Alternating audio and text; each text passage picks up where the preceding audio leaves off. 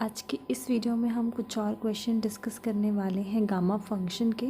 So our first question is limit 0 to 1 1 minus x to the power n and whole to the power 1 by n dx.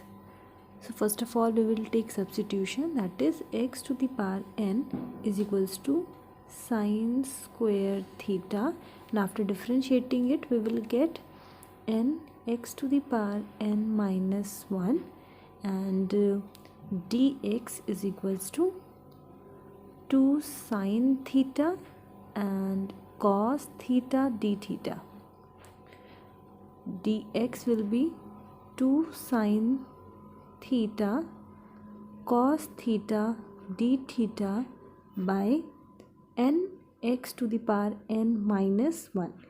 हम यहाँ से x to the power n minus 1 की वैल्यू निकाल कर यहाँ पे पुट कर देंगे, क्योंकि अब हमारा जो इंटीग्रेशन है वो पूरा थीटा की फॉर्म में होने जा रहा है. So x to the power n minus 1 means x to the power n by x.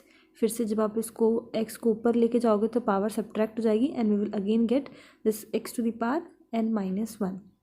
Now x to the power n is equals to sine square theta and यहाँ से x की वैल्यू निकाल लेंगे. So this will be x is equals to sine 2 by n theta. Power जो है जब इधर शिफ्ट करेंगे तो 1 बाई n हो जाएगी.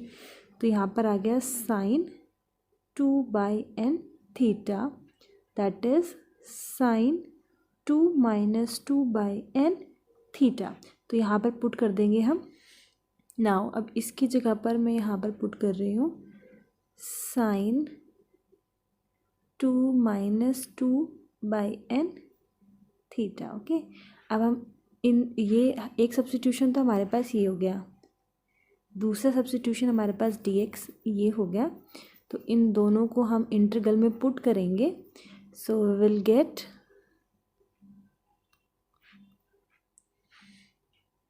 One more thing.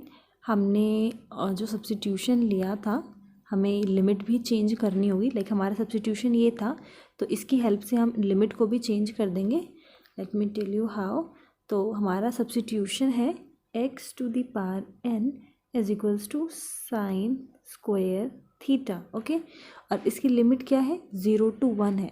तो लिमिट है यहाँ पे 0 to 1 x की लिमिट. सबसे पहले क्योंकि ये x की लिमिट है तो हम x की जगह पे पहले पुट करेंगे 0. तो 0 टू दी पावर n 0 ही आ जाएगा. मतलब थीटा की किस वैल्यू पर हमें साइन जो है वो 0 मिलता है तो क्या होगा 0. Sine 0 is 0. तो इसकी लोअर लिमिट हमें जो थीटा है उसकी लोअर लिमिट हमें मिल गई 0.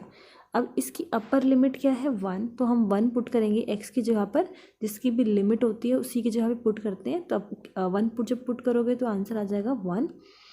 अब साइन की किस वैल्यू पे हमें 1 मिलता है, दैट इज़ पाई बाई 2. तो साइन पाई बाई 2 1 होता है.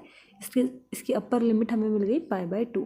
ये लिमिट जो है हमें हेल्प करेगी, जो हमारे पास फॉर्मूला होता है 0 टू पाई बाई 2 साइन की पावर p थीटा कॉस की power q theta and D theta. ये हमारे पास फॉर्मूला होता है और लिमिट भी हमें एग्जैक्टली सेम मिल चुकी है. तो इस फॉर्मूले का हम यूज़ करेंगे and this is equals to p plus gamma p plus 1 by 2 gamma q plus 1 by 2 upon 2 gamma p plus q plus 2 by 2. तो ये हमारे पास एक इम्पॉर्टेंट फॉर्मूला है जिसकी हेल्प से हम सॉल्व करने वाले हैं. अब हमने लिमिट भी देख ली. लिमिट हो जाएगी 0 टू पाई बाई 2 एंड पहला सब्स्टिट्यूशन यहाँ पर हो जाएगा 1 माइनस साइन स्क्वायर थीटा और dx से जहाँ पे इसको पुट कर देंगे. सो ओवरऑल जो हमारा इंटीग्रल बन गया है वो है 0 to pi by 2 1 minus sine square theta and 1 by n यहाँ पर था. अब dx की जगह पर हमारे पास आ जाएगा 2 sine theta cos theta d theta by n sine 2 minus 2 by n theta. Okay, तो ये हमारे पास इंटीग्रल हो गया. अब हम इस 2 को और इस n को इंटीग्रल के बाहर कर रहे हैं, क्योंकि इसका यहाँ पर जो इंटीग्रेशन है वो थीटा के रिस्पेक्ट में है, तो ये एज अ कांस्टेंट रेट होगा, तो इसको हमने इंटीग्रेशन के बाहर कर दिया। अब जैसा कि मैंने आप लोगों को फॉर्मूला बताया कि हमें क्या चाहिए, साइन को हम साइन की सारी पावर्स को ऐड कर लेंगे और कॉस की सारी पावर्स को ऐड कर लेंगे, सो दैट हम ये फॉर्मूला अप्लाई कर सकें। इस फॉर्म में हम एक्चुअली बनाना चाह रहे हैं इसको, ठीक है। सो हमें पता है कि ये जो 1 माइनस साइन स्क्वायर थीटा है ये किसके इक्वल होता है, हमारे पास आइडेंटिटी होती है, sorry, this will be sine square theta is equals to 1। इसको उधर शिफ्ट करेंगे तो ये नेगेटिव में हो जाएगा, तो फॉर्मूला क्या है, कॉस स्क्वायर थीटा। तो मैं डायरेक्टली यहीं पर इसको चेंज कर दे रही हूँ, this will B cos square theta. Now ये पावर इसकी 1/n है, तो 1 ये इसको इस तरीके से भी लिखा जा सकता है 2/n। अब आप देख सकते हो एक कॉस की टर्म ये रही, एक यहाँ पर है, और साइन की ये दो टर्म्स हमें यहाँ पर मिलेंगी। सो इसको हमने लिख लिया 2/n, limit is from 0 to π/2, cos की पावर एक तो है 2/n और एक यहाँ पर है, सो +1 थीटा। नाउ साइन की लिख लेते हैं, साइन की एक पावर यहाँ पर है 1। अब क्योंकि ये डिनोमिनेटर में है, ऊपर आप शिफ्ट करोगे तो जो साइन है वो चेंज हो जाएंगे, सो -2 प्लस का 2/n थीटा डी थीटा। अब देख सकते हो फॉर्म एग्जैक्टली वही बन गई है जो हमें चाहिए थी, लिमिट सेम है, टर्म कॉस और साइन की फॉर्म में हो गया है। तो अब हम यहाँ पे डायरेक्टली फॉर्मूला पुट कर देते हैं। सो यहाँ पर आ जाएगा 2/n, यहाँ पे हो जाएगा 2/n प्लस 1। ये तो हमारी p की वैल्यू हो गई। अब हमें फिर से इसमें एक ऐड करना है और /2 लिखना है। सो इसमें हमने एक और ऐड कर दिया +1 एंड /2। सेम ओवर हियर, यहाँ पे ये 1 - 2 करोगे तो माइनस का 1 आ जाएगा, तो 2/n -1 ये हो जाएगा +1/2 एंड दिस विल बी 2। यहाँ पे आ जाएगा 2/n +1 then +2/n -1 and then +2/2। ये जो कुछ भी मैंने लिखा है जस्ट हमने फॉर्मूले में वैल्यू पुट की है, मतलब बाय कंपैरिजन जो p की वैल्यू निकाली, q की वैल्यू निकाली, +2/2। तो ये आ गया आपका, ये +2 यानी /2, और ये हमारी p की वैल्यू, ये हमारी q की वैल्यू। ओके, अब इसमें जो भी चीज़ें कैंसिल हो रही हैं हम उनको कैंसिल कर देते हैं। जैसे कि यहाँ पर +1 -1 कैंसिल हो रहा है, तो इसको यहाँ से रिमूव कर देते हैं। सिंपल यहाँ पे 2/n/2। अब आप इसको भी, ये जो 2 यहाँ पर लिखा है, इस 2 को इधर लिखा जा सकता है क्योंकि डिवाइड में है। तो यहाँ पर हमने इसको सॉल्व करके लिख दिया 2/2n। देन अगेन 2 से 2 कैंसिल हो सकता है, तो यहाँ पर हमारे पास आ गया 1/n। ओके, अब यहाँ पे इसको सॉल्व करते हैं। ये हो गया 1 + 1 दैट इज़ 2, तो इसको रिमूव करके यहाँ पर लिख दिया +2। ओके, और इस 2 को यहाँ पर लिखा जा सकता है, एलसीएम लेकर भी लिख सकते हैं। अब जैसे कि दोनों के डिवाइड में जा रहा है ना, तो इसको हमने 2 को ऊपर ही लिख देते हैं, इस 2 को यहाँ से हटा देते हैं, इस 2 को यहाँ से हटाया और इसमें लिख देंगे। तो यहाँ पर ऑलरेडी n था, this will be 2n, this will be 2। Okay, then 2/2 again फिर से कैंसिल कर सकते हैं, यहाँ पर लिख दिया 1। यहाँ से 2 और 2 कैंसिल हो सकता है, तो यहाँ पर आ जाएगा हमारे पास सिंपली 1/n। अब यहाँ पर आ जाते हैं, ये +1 -1 कैंसिल हो रहा है and 2/n and 2/n that will B 4/n हो जाएगा, ऐड करेंगे ना। देखिए दिस इज़ 2/n + 2/n, सो ये क्या हो जाएगा हमारे पास 4/n। तो यहाँ पर वही मैं सेम चीज़ करने वाली हूँ, इन दोनों टर्म्स को तो हम ऐड कर देंगे 2/n, और ये आपस में कैंसिल हो गया, तो इसको रिमूव करके हम थोड़ा सा लिख देते हैं। यहाँ पर 2 था, 4/n वो कैंसिल हो गया था, +2 यहाँ पर /2 आ जाएगा। देन अगेन क्योंकि 2 डिवाइड में है तो मैं इसके नीचे डायरेक्टली लिख रही हूँ, तो यहाँ पे हो जाएगा 2/n and this will be 2। Again 2/2 cancel करके स्ट्रेट अवे यहाँ पर 1 आ जाएगा, एंड इसको कैंसिल करोगे तो ऊपर आ जाएगा हमारे पास यहाँ पर 2/n। यहाँ आपको बता दिया कि जब आप फॉर्मूले में वैल्यू को पुट करोगे और सिंप्लीफाई करने के पास आपको ये मिलेगा।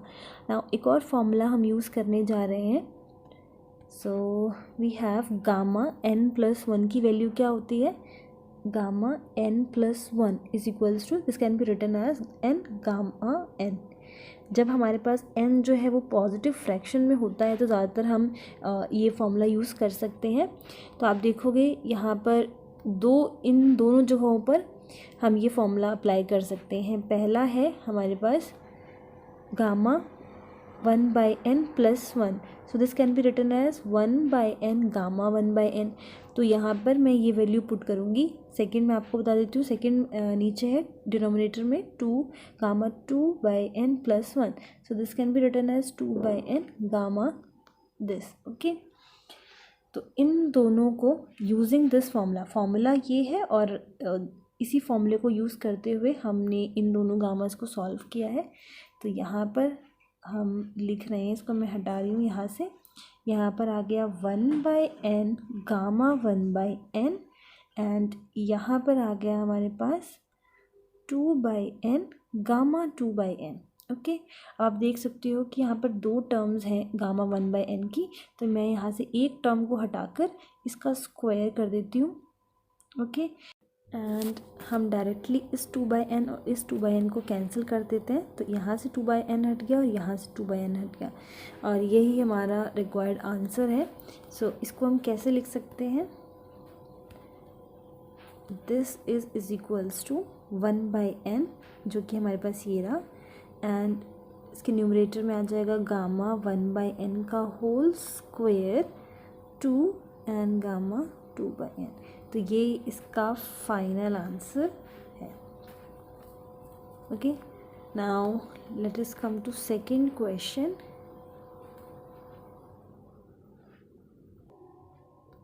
सो limit is from 0 to infinity x cosecant x cube and dx। Okay, तो यहाँ पर भी हम एक सब्स्टिट्यूशन ले रहे हैं और सब्स्टिट्यूशन है कि x क्यूब को, ये जो आपको एंगल में दिख रहा है उसको हम t पुट करेंगे। और रीज़न ये भी है इसको सब्स्टिट्यूशन लेने का, x क्यूब को substitute as a t put करने का रीज़न ये भी है क्योंकि जो भी फॉर्मूलेज हमारे पास हैं गामा के, उसमें एंगल जो है वो सिंपली या तो bx की फॉर्म में होता है, मतलब जो एंगल है वो हम थोड़ा सिंप्लीफाई करना चाह रहे हैं यहाँ पर। और जब इसको डिफ्रेंशिएट करेंगे so we will get 3x² dx is equals to dt, and as usual dx की वैल्यू जब निकालेंगे so this will be dt/3x²। Now again हमें x² जो है टर्म नहीं चाहिए, हमें इसको हटाना पड़ेगा। तो यहाँ से वैल्यू निकाल लेते हैं x² की। So x cube is equals to t है और मुझे x² की वैल्यू चाहिए, तो हम पावर क्या करें, 3 है यहाँ पर ऑलरेडी, तो मैं 1/3 कर रही हूँ सो दैट 3 से 3 कैंसिल हो जाए और यहाँ पर 2। ठीक है, तो बेसिकली हम पावर रेस क्या कर रहे हैं, 2/3 पावर रेस कर रहे हैं दोनों साइड। सिंपली आपको x² की वैल्यू निकालनी है, जिस तरीके से भी आप इजी समझे निकाल सकते हैं। मैंने इस वाले सब्स्टिट्यूशन में दोनों साइड पावर रेज कर दिया है 2/3 सो दैट 3 से 3 कैंसिल हो जाए और यहाँ पर आ जाए x² और यहाँ पर आ जाए t⁻² 2/3। ओके, तो मैं यहाँ से इसको x² को हटा के सिंपली लिख रही हूँ t⁻²/3। Now one more thing, क्योंकि हमने इसको सब्स्टिट्यूशन लिया है तो हम जो लिमिट है वो चेंज करके देख लेते हैं। ये लिमिट हमारी x की है, तो जैसे हम 0 पुट करेंगे तो t की जो लोअर लिमिट है वो भी 0 मिलेगी, और जब हम इन्फिनिटी पुट करेंगे तो इसकी भी अपर लिमिट जो है वो हमें इन्फिनिटी ही मिलेगी। तो इन्फिनिटी में लिमिट में कोई चेंजमेंट नहीं हो रहा है। नाउ लिमिट हमारे पास तो यही सेम आ गई, 0 to इन्फिनिटी। सब्स्टिट्यूशन देख लेते हैं, x क्योंकि हमने चेंज कर दिया है t की फॉर्म में, तो जब आप यहाँ से x की वैल्यू निकालेंगे तो x की वैल्यू आपको मिलेगी t⁻1/3, और यहाँ पर ये जो x है उसको हमने चेंज कर दिया, तो यहाँ पर आ जाएगा t⁻1/3 cos, एंगल हमने t पुट कर दिया था, एंड dx की जगह पर लिखेंगे हम dt डी टी 1/3 को, ये जो 1/3 यहाँ पर कांस्टेंट है इसको मैंने 1/3 बाहर कर दिया and this will be t to the power 2/3। अब हम क्या करेंगे, टी की जो टर्म है उसको एक जगह पर लिख लेंगे, तो 1/3 अभी भी इंटीग्रेशन के जो है बाहर रहेगा क्योंकि वो कांस्टेंट है। Limit is from 0 to infinity, यहाँ पर हो जाएगा टी 1/3 माइनस का 2/3, पावर जो है वो सब्ट्रैक्ट हो जाएगी and cos t d t. Again we have a formula, इस वजह से हमने ये फॉर्म बनाई है, इसको थोड़ा सा और सॉल्व करके लिखेंगे। सो this will B 1/3 0 to infinity and t to the power, this will be minus 1/3 cos t dt. Now let me tell you about the formula. Formula हमारे पास होता है 0 to infinity लिमिट होनी चाहिए और x की power something कुछ m-1 की form में हो, m-1 and trigonometric function cos इस तरीके से हो। साइन के लिए भी होता है, कॉस के लिए भी है, तो कॉस के केस में हम यहाँ पर आ जाएगा गामा m, मतलब कि x की पावर जो भी रेज होगी ना m-1 की फॉर्म में, तो m जो है वो गामा में आ जाएगा और नीचे b to the power m, मतलब x के साथ जो भी कोएफिशिएंट होगा लाइक 2x 3x, तो उसकी पावर हमें m रेज करनी है और कॉसिकेंट m अगेन एंगल में आ जाएगा π/2। ओके, सो ये फॉर्मूला हमारे पास होता है, इसका यूज़ हम करेंगे इसमें। और आप देख सकते हो फॉर्म एग्जैक्टली सेम है, तो यहाँ पर आ गया 1/3 और यहाँ पे फॉर्मूला यूज़ हो जाएगा। उससे पहले हमें क्या करना है, इसकी जो वेरिएबल है उसमें x वेरिएबल लिखा हुआ है, यहाँ पे वेरिएबल t है, सेम थिंग। तो हम क्या करेंगे, इसको इसकी पावर को m-1 की फॉर्म में लिख लेंगे। So this will be t to the power 2/3 and -1 cos t dt। अब एग्जैक्टली फॉर्म जो है वही बन गई है। यहाँ पर ये m की वैल्यू ये हो गई। नाउ वैल्यू पुट कर देते हैं, so this is equals to 1/3 और गामा m की जगह पर आ जाएगा 2/3, कंपेयर करके हम वैल्यू निकाल सकते हैं एंड ये आ जाएगा 1 की पावर 2/3। क्योंकि जब आप कंपेयर करोगे तो देखोगे कि t के कोएफिशिएंट में 1 है, तो b की वैल्यू 1 हो गई और m की वैल्यू 2/3 है। तो फॉर्मूले में जस्ट वैल्यू पुट कर रहे हैं एंड यहाँ पर आ जाएगा हमारे पास कॉसिकेंट m की वैल्यू अगेन 2/3 π/2 है, 2 से 2 कैंसिल हो जाएगा, एंगल बन गया यहाँ पर कॉसिकेंट का एंगल बन गया π/3। सो कॉसिकेंट π/3 इसकी वैल्यू हमारे पास होती है half. Okay, so this is equals to 1/3 and gamma 2/3, 1 की पावर कुछ भी रेज करेंगे तो 1 ही आएगा एंड सिंपली यहाँ पर आ गया हमारे पास 1/2। नाउ अब हम क्या कर रहे हैं, दोनों साइड न्यूमरेटर और डिनोमिनेटर में गामा 1/3 और गामा 1/3 जो है वो डिवाइड और मल्टीप्लाई कर रहे हैं। ये जो क्वेश्चन मैंने लिया है उसमें हमें RHS में कुछ प्रूफ करना था, सो इसलिए मैं आगे फर्दर इसको सॉल्व कर रही हूँ। अदरवाइज़ आप यहाँ तक भी छोड़ सकते हैं, इसको थोड़ा सा 1/6 करके गामा 2/3 करके लिख सकते हैं, क्योंकि थोड़ा सा इसका आंसर एक्चुअली मैं आपको बता देती हूँ कि आना क्या चाहिए और इसलिए हम फर्दर ये कैलकुलेशन कर रहे हैं। सो इसका आंसर आना चाहिए हमारे पास π/3√3 गामा 1/3। ये इक्वेशन था, हमें ये शो करना है कि RHS ये हो, ठीक है। तो इसलिए मैं आपको उसको फर्दर सॉल्व करके दिखा रही हूँ।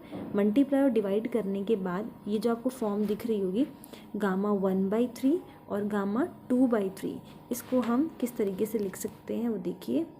Now this is equals to 1/3 वो एज इट इज़ रहेगा, 1/3 जो मैंने मल्टीप्लाई किया उसको एज इट इज़ रखा है और जो 2/3 था उसको हमने इस फॉर्म में लिख लिया। I mean, जो ये गामा 2/3 है, ये जो टर्म आपको दिख रही है इसको हम 2/3 को कैसे लिख सकते हैं, 1 - 1/3, तो अगेन आंसर आपके पास 2/3 आ जाएगा। तो मैंने इसको इस तरीके से लिख लिया और ये लिखने का रीज़न ये है क्योंकि हमारे पास इसका फॉर्मूला होता है गामा n और गामा 1 - n, इस फॉर्म का हमारे पास एक फॉर्मूला होता है, इस वजह से हम इसको इस फॉर्म में लिख रहे हैं। Then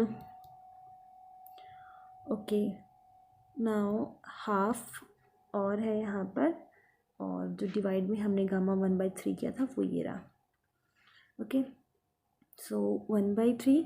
okay, let me tell you the formula first of all कि फॉर्मूला होता क्या है। फॉर्मूला ये है कि गामा n हो और 1 - n हो, so this is equals to pi होता है और डिनोमिनेटर में होता है साइन n पाई। तो जब आप कंपेयर करोगे तो n की वैल्यू यहाँ पर क्या मिल रही है आपको 1/3। तो फॉर्मूले में जब हम वैल्यू पुट करेंगे तो यहाँ पर भी आ जाएगा 1/3, ठीक है। और साइन π/3 इसकी वैल्यू को हम पुट कर देंगे, तो इसकी वैल्यू हमारे पास होती है √3। ओके, √3/2, सॉरी, साइन π/3 की वैल्यू होती है हमारे पास √3/2।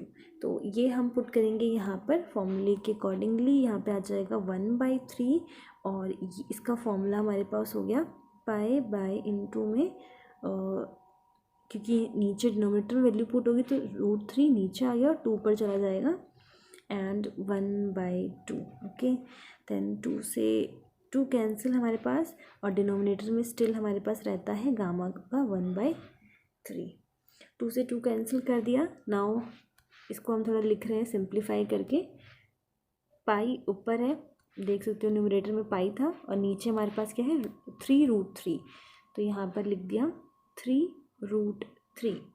देन 2 से 2 कैंसिल हो चुका था, बस एक डिनोमिनेटर में हमारे पास आ जाएगा गामा 1/3। सो गामा 1/3 और यही एग्जैक्टली हमारा RHS है जो मैंने आपको बताया था कि हमें प्रूव ये करना है। तो ये हमारा फाइनल आंसर हो गया। और क्योंकि एज आई टोल्ड कि ये शो करने वाला क्वेश्चन था कि हमें प्रूव करना है कि LHS जो है इस RHS इसके बराबर हो, इस वजह से हमने मल्टीप्लाई और डिवाइड यहाँ पर ये जो स्टेप हमने किया है। अदरवाइज़ यहाँ पे भी आपका सिंपल अगर आपको सॉल्व करना होता तो हमारा आंसर वहाँ पर भी करेक्ट था।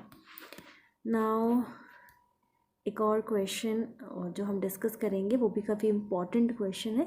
सो let us see third question. So you have to integrate 0 to infinity x to the power a and e to the power x dx।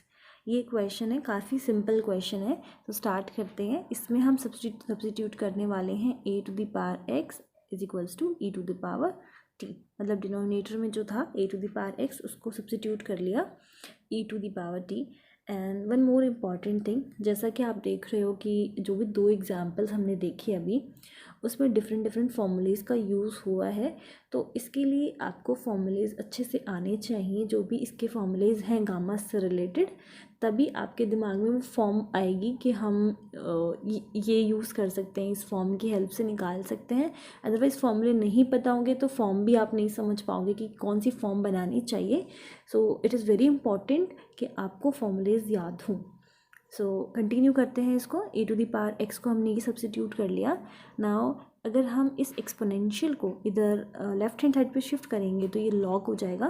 तो यहाँ पर हमारे पास आ गया log a to the power x is equals to t।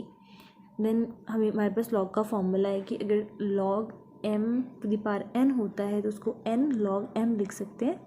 So same वही चीज़ हम apply करेंगे यहाँ पर। This can be written as x जो है अब आगे चला जाएगा और ये आ गया हमारे पास log a।